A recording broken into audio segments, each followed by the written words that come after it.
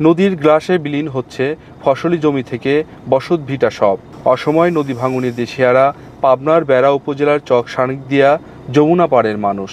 এবছর বর্ষা মৌসুমের অনেক আগেই যমুনা নদীতে দেখা দিয়েছে ভাঙন। 2 মাসের অব্যাহত ভাঙনে বসতভিটা হারানো কয়েক হাজার যমুনা পাড়ের বাসিন্দাদের। ভাঙনে এরই মধ্যে ফসলি জমি, বসতভিটা হারিয়ে নিঃস্ব বহু পরিবার। হুমকির মুখে কবরস্থান, মসজিদ, মাদ্রাসা, স্কুল সহ অসংখ্য স্থাপনা। বিগত 7-8 বছরের ভিতরে আমরা 4-5 বার নদী বাড়িঘর ভাঙ্গে সরা নিছি। যতটুকু জায়গা আছে 3 কিলোমিটার জায়গা ছিল, এখন যতটুকু জায়গা আছে এতটুকু যদি ভাঙ্গে যায় তাহলে আমাদের ছেলেপেলে নিয়ে আমরা অস্থায়ীভাবে বসবাস করার মতো কোনো জায়গা আমাদের নাই। সরকারের কাছে আমাদের এই আবেদন, আমাদের ছেলেপেলে দেশের এলাকার জনগণকে একটু সুখ শান্তিতে বসবাস করার জন্য অনুরোধ ক্রমে এই নদীটুক বাইন্ধে দিলে আমরা যথেষ্ট।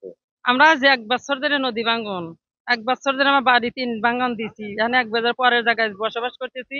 এইটুকু জায়গা যদি ভেঙে যায় আমার থাকার কোনো আশ্রয়ের জায়গা নাই, আশ্রয় কেন্দ্র ভেঙে শেষ হয়ে গেছে। আমার আর নদী ভাঙ্গনে আমার ছেলে ফেলে নিয়ে আমরা খুব আশায় আছি। আমি যদি দয়া করে একটু বাইরে দেন, আমরা এই চাল পান নিয়ে এই জায়গায় আমরা বসবাস করি। আমাদের যদি এই জিও ব্যাগের মাধ্যমে বস্তা ফালা যদি আমাদের একটু রোধ করা যেত, এখনো যেখানে আসি এখানে বাসমান অবস্থায় আমাদের আর ভাঙ্গে গেলে আমাদের আর কিছুই করা থাকবে না। আমাদের বাড়ি, জায়গা, জমি, আমাদের বসবাস করার মতো জায়গা কোথাও আমরা পাবো না। আমাদের প্রত্যাশা এখন মানে নদীর মধ্যে গেছে, মানে যাই একটু আসে আর বাড়িটা যদি যায় তাদের আমাদের একবারে মানে কোনোখানে মানে বাস করার জায়গা নাই। আমরা চাই যাতে আপনারা সরকারের কাছে আমাদের আবেদন যাতে নদীটা মানে যাতে ফিরানোর ব্যবস্থা যাতে করে। আমার স্কুলে প্রায় 3 থেকে 400 শিক্ষার্থী আছে। আমার স্কুলটা অতি নদীর নিকটে। যেভাবে নদী ভাঙন শুরু হয়েছে 2-1 দিনের মধ্যে আমার মনে হয় স্কুলটা নদীর গর্ভে বিলীন হয়ে যাবে। স্কুলটা ভেঙে গেলে আমাদের স্কুলে এই ছেলে মেয়েগুলো কোথায় পড়ালেখা করবে, আর পড়ালেখা করার কোনো স্থান হবে না। অতি দুঃখে আমরা এলাকাবাসী পড়ালেখা থেকে বিচ্ছিন্ন হয়ে পড়ব। সরকার বাহাদুরের কাছে আকুল আবেদন জানাচ্ছি, অতি জরুরি ভিত্তিতে জিও ব্যাগের মাধ্যমে স্থায়ীকরণ কাজ করে নদী ভাঙনের হাত থেকে আমাদেরকে রক্ষা করবেন।